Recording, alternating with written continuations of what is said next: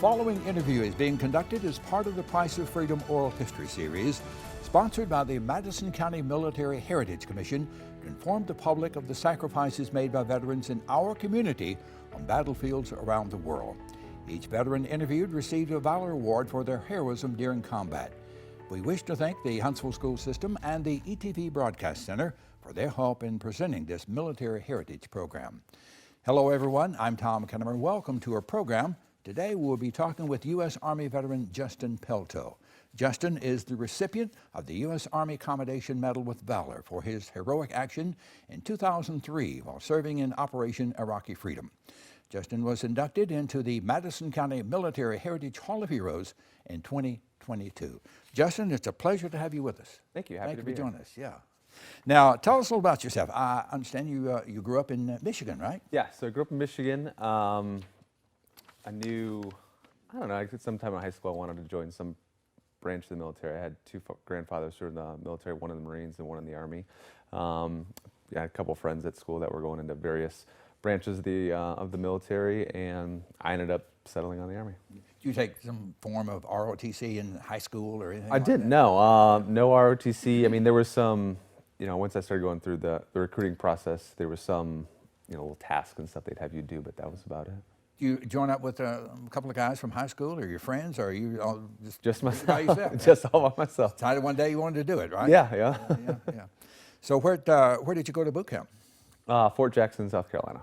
And then from there went to Fort Sill, Oklahoma for advanced individual training, and then was stationed, primary duty station was Fort Hood, Texas.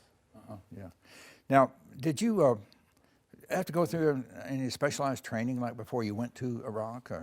Yeah, so I mean, all you do in the Army is train. Right. But leading up to Operation Iraqi Freedom, that fall, I guess, of 2002 and very early spring of 2003, we did a lot of different trainings. I was in an Army recon unit, and so we would do a lot of reconnaissance training in the field and in the mountains around Fort Hood, and we would do a lot of close quarters combat training in some of the small training facilities, little cities they had built up in the field to train for that. Let's go back just a little bit. Now, how did you decide on the Army as opposed to, pardon me, the Navy or the Marine Corps? I forget the name of the class, but I had a class and a good friend of mine was there, and he was going to the Navy, and so we would always talk, during class or before or after. And I'm a little claustrophobic, so there was no way I was going on any ships or submarines. So that certainly helped steer my way to the Army. Yeah. So Justin, how long were you in before you knew that you were going to go to Iraq? See, I joined the Army July of 2001. And we deployed March 2003. And pay attention to the news at the end of 2002, beginning of 2003. I mean, you could see the lead up. So there was certainly a chance, we could have gone to Iraq. At that point, you didn't know which units or which divisions were going to go, but we knew there was a good chance. And then probably January or February timeframe, we knew, it was a good chance it was going to be us. We got word, and there was a lot of different trainings around the base that were certainly alluding to us being deployed. Right. What was your first impression of Iraq when you got there? So we flew to Kuwait, and I'd gone to Mexico a few times and Canada a few times growing up, but never really, anywhere significantly out of the country. And so we get to Kuwait, and Kuwait was very nice. Obviously, a desert city, but I remember first time we were getting escorted to our base from the airfield, and the police cars are 7 Series BMWs and Cadillac Escalades, which you don't see every day in America. So yeah, there was a lot of wealth there. So it was cool. And then once we left the city and the little military base they had there to our camp in northern Kuwait to go to Iraq. I mean, it was just middle of the desert. I mean, just saying as far as you could see.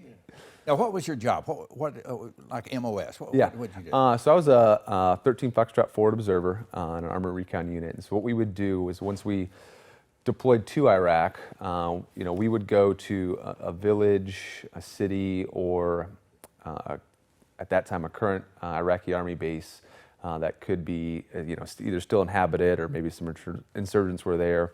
And we would go there, kind of clear out the village or the Army base, and then a few hours later or the next day, the rest of our brigade would kind of roll in and set up more of a permanent camp, and then we would kind of jump from there and there to the next village or the next Army base. What about your living conditions? What were they? So for the probably first 5-6 months, I mean, we just slept either on our Humvees or on the ground. We had sleeping bags, but it's 100-something degrees, so you don't really need them. There were some nights it got a little cool, but yeah, I mean, for the first, like I said, 5 or 6 months, kind of just on the ground or in the seat in the Humvee or on top of it. You take a shower like once a week, or I mean, was it more frequent? No, I mean, the first showers we ever took were the shower in a bag, you put there, but. I mean, it was probably a couple months, to be honest with you. Yeah. Want to stay away from each other a little bit. Yeah. Well, I mean, you're all around each other, so you don't know. I mean, we had, we brought baby wipes and stuff like that, but yeah.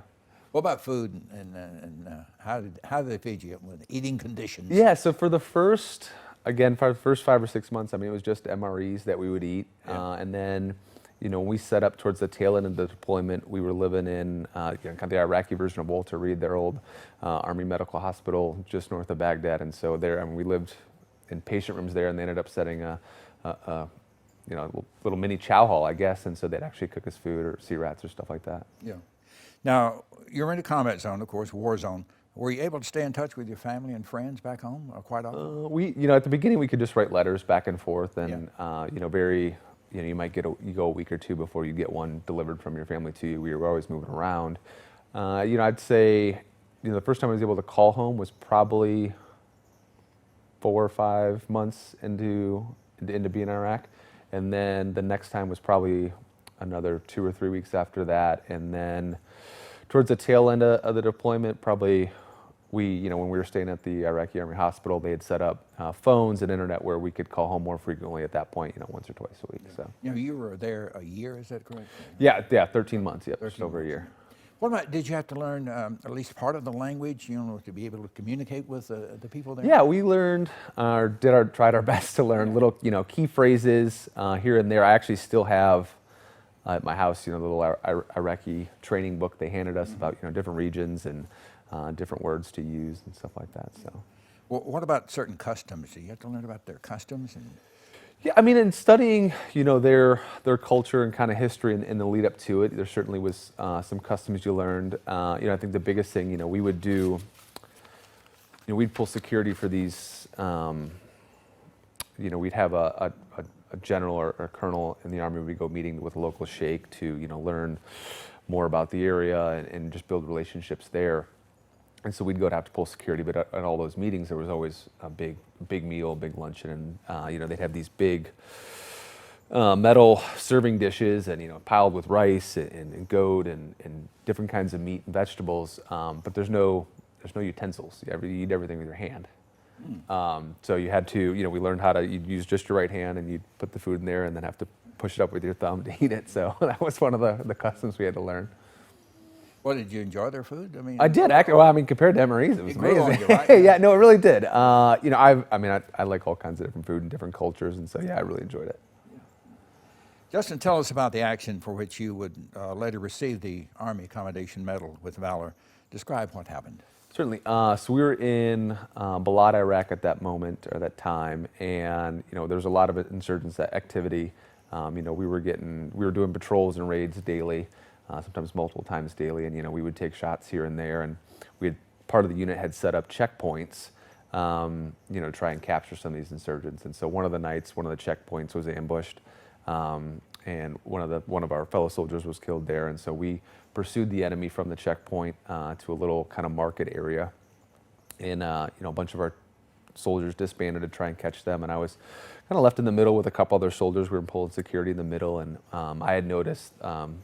The two guys who had done the ambushing, two of them run through kind of one of the back exits of this market kind of area we were at. And so I grabbed two of the other guys that were with me and had them follow me. And we chased them down over a berm and into an orchard. And we ended up capturing one of them and then killing the other one.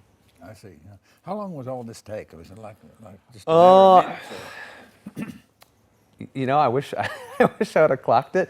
No, I would say this was probably over the course of 25, 30 minutes. I mean, it wasn't very long or drawn out, but it wasn't super quick either. Yeah. I'm sure a lot of things are going through your mind at a time like this, your own survival, the survival of others. How does fear and courage play into all this, Justin?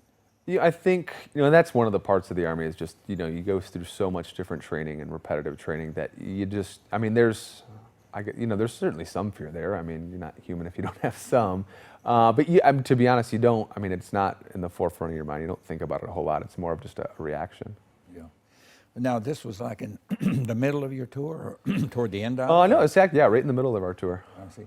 Did you have any other close action such as this in your the latter part of your tour? Yeah, so after we were in the Balad area, we moved down just north of Baghdad. We were at the Iraqi Army Hospital, which we had gone there very beginning and cleared that out, probably only the second or third week in country. And so we stayed there and we patrolled 3 different towns around there and helped train the Iraqi police in those towns. And so we do a lot of patrols and raids there. And yeah, I mean, we got hit multiple times on different patrols with IEDs. We took fire, at least once or twice a week. So yeah, there was certainly still a lot of other incidents after that event. Now, tell us your company. So there may be some guys watching, in that unit. Yeah, 2nd Brigade Recon Troop, 4th Infantry Division. Now, you awarded your medal in country there? Or? Yes, I was, yes. I see. And how long was it after this action? Probably only maybe a month and a half after. We did a big award ceremony at one of the camps that one of our other platoons was at for different events that had happened throughout that point of our deployment, and so handed out multiple awards. Did your experiences in wartime in Iraq, how did it affect your outlook on life? I think, going through something like that, I think, when you face an obstacle or something hard in life, when you're in the Army, certainly deployed to combat, you can't just pack it in and go home. And so whatever obstacle or hardship it is, you have to figure out a way to overcome it. And so I think, anything I look at now, whether that's professionally or personally, there's really no way to back down. You got to figure out a way through it and to get through it. I imagine you gain a lot of maturity too. Yes, yeah, I would say so, yeah. Yeah. How do you feel when people call you a hero, when they read about or hear about what you did in Iraq and received a medal? I mean, I was just a regular soldier, just doing my job, protecting my friends. I mean, that's about it. That didn't stay on your mind. I mean, No, I mean, I certainly wouldn't classify myself as a hero. I'm very proud to have served my country, Right. proud for the things I've done. But I think, most folks certainly anybody in my platoon, any of my buddies would have done the same thing. Now, you've been in combat, and through the years, I'm sure you've seen a few movies or shows on TV depicting action during the time that you served. From what you've seen, is it pretty much accurate, or is it like just Hollywood? It's hit or miss. I think there's some that are really well done, that are accurate from just how the soldiers interact with each other, how dress, stuff like that, and then at what the actual day-to-day is like. And then there's some that are, not quite as realistic. Yeah. Have you ever thought about what would you do? Would you do it all over again? And if so, is there anything that you would change? No, I mean, I'd do it again tomorrow. I mean, I formed amazing friendships and bonds with the fellow soldiers I was deployed with, and we spent some years ahead or before the deployment and after together too. And we probably don't keep in touch as great as we should anymore. But it's been, this spring will be 20 years. But yeah, I mean, I think anytime any one of us has talked, I think we'd all go back tomorrow with the same group of guys. So you don't have a reunion per se? We are trying. So this will be the 20-year reunion or 20-year anniversary, and so there are some of us that are trying to work on a reunion to get together. We had one probably back in 2019 where a bunch of us met up together. Are some of the guys in this area, the South? I do. I have one of my friends who lives up in Louisville, Kentucky now. I've got another friend of mine who is in the Air Force. He's a major now. He was actually just stationed in Alabama, but just got moved. But most, a few that we lived in Texas. Some of them were from Texas, but generally the South. A couple that were on the West Coast. Now, you served 4 years in the Army. Tell us about some of the other places that you were stationed at. Yeah, so I did my basic training or boot camp at Fort Jackson, South Carolina. After that, I went to Fort Sill, Oklahoma, and then Fort Hood, Texas. Did some training out at the National Training Center out in Fort Irwin, California. And yeah, that was probably the extent of the 4 different bases I visited. Where did you go immediately after you came back from Iraq? Redeployed back to Fort Hood and stayed there for about a year, and then that was when I got out of the Army. Is there a favorite memory that stands out during your time in service? Not a singular memory or moment. I think, one, just the camaraderie with your brothers in arms and some of those relationships. I guess coolest mission we had in Iraq, we did this mission with the Coalition's Weapons Effectiveness and Assessment Team. It was with some Australians, some New Zealanders, and some British troops. And we went to a bunch of different Saddam's palaces and compounds in Baghdad to crit some different caves where the militaries around the world had tried different missiles and bombs to see how well they work. So we got to see a lot of cool stuff that I wouldn't have been able to normally see had I just gone through kind of the regular deployment that the rest of our unit went through. Yeah. What advice would you give to young people who may be considering entering the military? I think military service I think can be invaluable as far as if you're a young person, just the maturity and the leadership you gather from that, and I think a pretty short amount of time that will help you throughout the rest of your life. I think also, there's a ton of different jobs and careers in the Army that you can get paid to go learn, and I think that would set yourself up great for the future. I mean, especially being in the Huntsville area between all the different contracting stuff and nowadays with all the cybersecurity and tech stuff, I think there's a ton of opportunities in every branch of the military to learn that. Did you have your job lined up before you got out of service? No, so I got out of the Army. I moved. One of my platoon buddies was from Louisiana and visited there a few times, and I knew growing up in Michigan, it was too cold up there. I wanted to stay in the South. And so no, I moved there with no job. I was going to go to school there. Didn't know which school yet, but figured that out within a few months of moving down there. Did you ever seriously consider re-enlisting? Yeah, oh, for sure. There was multiple times while I was still in the Army that I thought about re-enlisting. Even after I got out of the Army, there was a few times in college I thought about either completing my degree and going back in as an officer or maybe even joining an ROTC program. So yeah, there was multiple times. Now you touched on it a bit, Justin, but tell us about how being in the Army, the military, has helped you in civilian life. Again, I think just overcoming hardships and obstacles, I think it really teaches you to push through and persevere. It's given me, some leadership opportunities when I was in the military and some leadership training that have helped me move into leadership roles throughout different stages of my life and different careers. I think it's taught me, I think the value of this country and hard work and dedication. Now, let's talk about your family. You and your wife, Julia, have 3 children, right? Yes, yeah. I've got twin daughters, Reese and Riley, and Jack, who is my son, who's 4, and yeah, they all go to school in Madison. You have to go to a lot of ball games and that sort of thing? Yeah, we are in the middle of, tennis, volleyball, basketball, football, gymnastics. Yeah, a little bit of everything. A little bit of everything, yeah. And I think you had to travel a good bit, I think, in your work. Yeah, right? So I cover North Alabama as my sales territory. And so, I cover pretty much all of North Alabama from the Shoals, Northeast Alabama. I've had parts of Southern Tennessee, Chattanooga, and stuff like that too. So.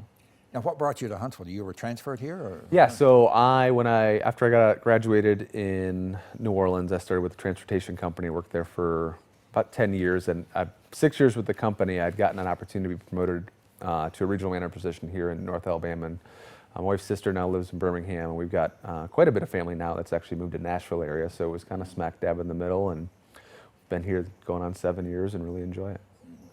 Let's go back just a little bit, Justin. You were in, of course, combat, and we talk about some of the guys that we've interviewed through the years, have PTSD and, have some problems afterward. Did you have any problems, once you came back, from serving in the military and in combat?